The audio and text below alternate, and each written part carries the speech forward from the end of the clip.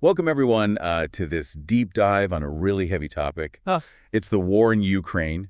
And today we're going to try to make sense of the whole thing, Russia's narrative about the war, the impact of misinformation, and the human cost of the conflict. Yeah, it's really interesting how Russia is trying to frame themselves as the victim, even though they launched a full-scale invasion of Ukraine back in 2022. Right. They keep blaming NATO expansion for the conflict, but that doesn't change the reality Right. that Russia is the aggressor here. They violated international law and they violated Ukraine's sovereignty. It's almost as if they're trying to rewrite history as the bombs are still falling. Why do you think this narrative has gained traction with some people? Well, I think part of it is just the huge amount of misinformation and disinformation that's being spread by Russia and its allies. It's a very deliberate strategy to try and confuse and manipulate public opinion both within Russia and internationally. Yeah, Zelensky in his conversations talks about waking up to missile strikes at 4 a.m. and just this disbelief that it was happening, that the lessons of World War II seem to have been completely forgotten. Yeah, that anecdote really captures the shock of the invasion and just the total disregard for international norms. What Russia did in Ukraine, especially in places like Mariupol, has resulted in horrific civilian casualties and accusations of war crimes. Yeah, it's just hard to even comprehend the level of devastation in Mariupol. Yeah. Tens of thousands of civilians are believed to have been killed and buried in mass graves, a really stark reminder of the brutality of this war. And it's not just Mariupol either. We've seen reports of torture and hostage-taking and even the use of child soldiers. Zelensky asked this really poignant question: what about the millions of children over there? These atrocities make the question of peace negotiations ethically very complex. How do you even begin to talk about peace when these kinds of horrors are still happening? It seems like that question of justice and accountability is very central to Zelensky's thinking. He's expressed deep skepticism about Putin's desire for genuine peace, and even used some really strong language to describe Putin, calling him darkness personified, even comparing him to Voldemort. Zelensky truly believes that any path to peace has to involve holding Russia accountable for what they've done. Any agreement that just lets Putin save face without any consequences risks setting a dangerous precedent. It could embolden further aggression down the line. He seems to think that what Russia has done in Ukraine is part of a larger strategy.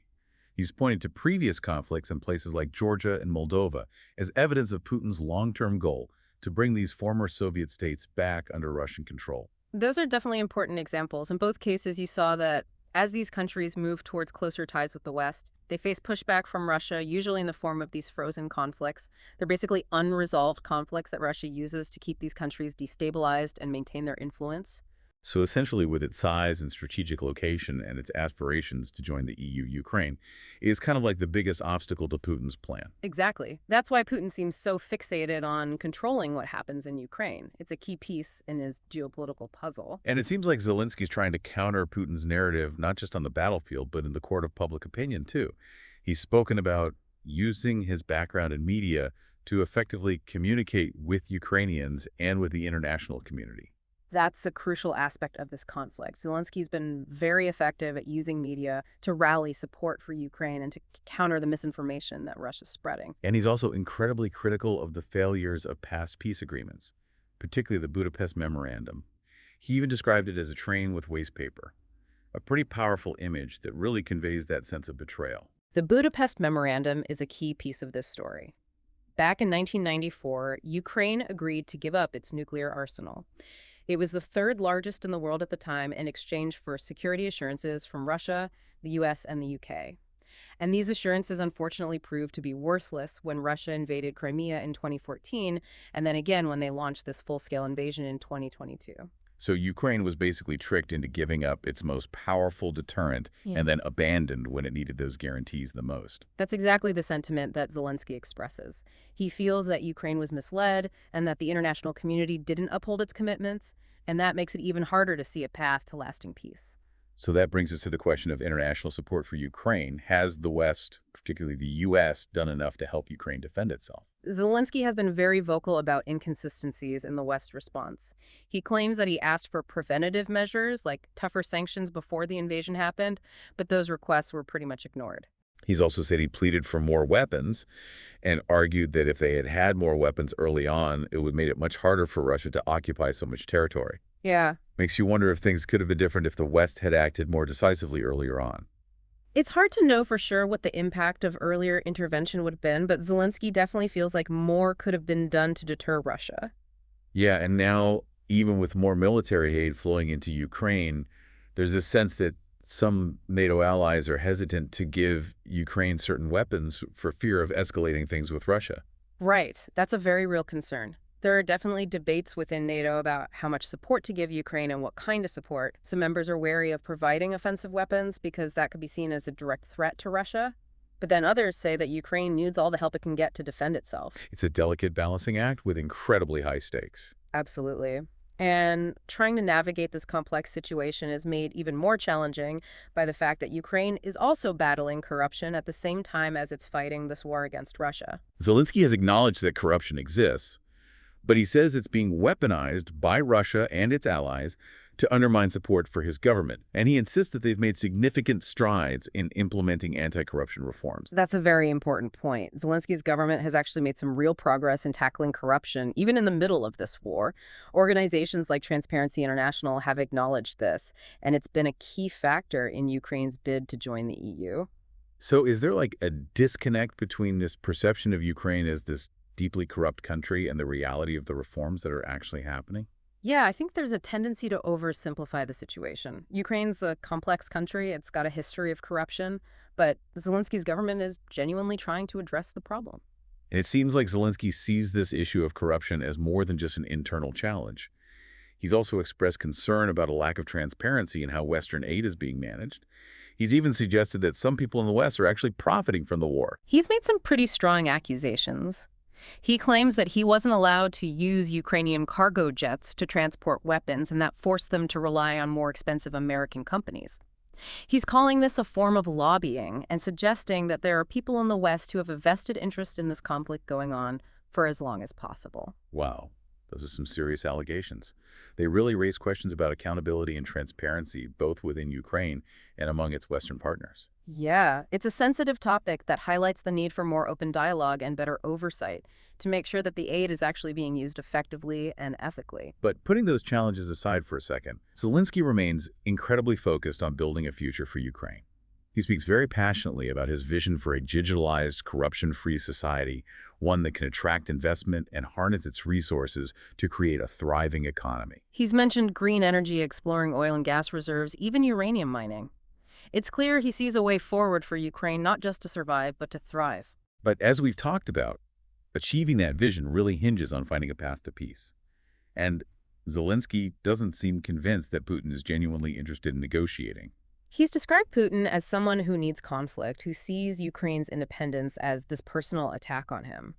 And given the atrocities that have happened, the question of whether any kind of reconciliation is even possible is really looming large. It's a question that's probably weighing heavily on the minds of a lot of Ukrainians. They've been through so much suffering, so much loss. How do you even begin to heal those wounds, to rebuild trust, to even consider the idea of forgiveness? It's a monumental task. And while Zelensky has talked about the need for justice and accountability, he also knows that the road to healing will be long and really difficult. It's a pretty sobering thought, but it really underscores the profound human cost of this war, a cost that goes far beyond the battlefield. It's a reminder that even if there's a ceasefire, the scars of this conflict are going to be felt for generations. Zelensky's in this really unique position. He has to be both a wartime leader and a visionary for the future. He's fighting for his country's survival, but at the same time trying to build a foundation for a future where Ukraine can prosper. It really is a remarkable balancing act, and I think what's so striking is that he seems to understand the power of storytelling better than a lot of other politicians. He's not just giving us dry facts and figures. He's creating a narrative about a nation fighting for its freedom, a story about courage and resilience and hope that people all over the world can connect with. That's a good point. He's definitely tapped into a global sentiment, particularly in the West, that really values freedom and democracy. And that's putting pressure on Western leaders to provide more support to Ukraine. Right. Zelensky's been very direct in asking for military and economic aid. He's not afraid to call out hypocrisy or inaction. And he's very strategically framed his requests by emphasizing that helping Ukraine isn't just the right thing to do, but it's also in the best interests of the West. He's even suggested that investing in Ukraine's post-war economy, specifically in things like green energy, could actually benefit the West in the long run. It's a pretty smart approach. He's not just asking for a handout, he's presenting it as a partnership that could be beneficial for everyone. It's a very shrewd strategy. He's essentially saying, help us help you. But even with increased support from the West and Zelensky's optimism, can Ukraine really achieve lasting peace and prosperity without addressing what caused this conflict in the first place? That seems to be the fundamental question. And I think Zelensky, even with his hopeful outlook, recognizes the enormous challenges that are ahead. He's talked about the need for a new security structure in Europe, something that can prevent future aggression and protect the sovereignty of all nations, especially the smaller ones. He's also acknowledged the deep trauma and mistrust that this war has caused and the long and difficult process of reconciliation and healing that Ukraine and its people will have to go through. It's pretty incredible, though. Even in the face of such devastation and against an adversary as powerful as Russia, Zelensky still has so much hope.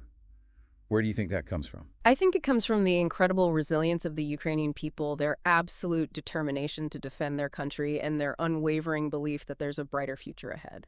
This has been a really insightful deep dive into an incredibly complex situation. We've covered so much Russia's narrative, the human costs, the failures of past agreements, the challenges of getting international support, and the big question of what a path to peace might even look like. And it's a reminder that this conflict is far from over. There are still a lot of unanswered questions, and the decisions made by leaders and the actions taken by everyday people are going to continue to shape how this unfolds. We'll leave you with this. Given all the complexities we've talked about, the misinformation and the heartbreaking realities of this war, the efforts to rebuild and the enduring hope for a better future, what do you think is the most realistic and ethical way to achieve lasting peace in Ukraine? It's a question that deserves a lot of thought, because the fate of Ukraine is connected to the future of global security and the very principles of freedom and democracy.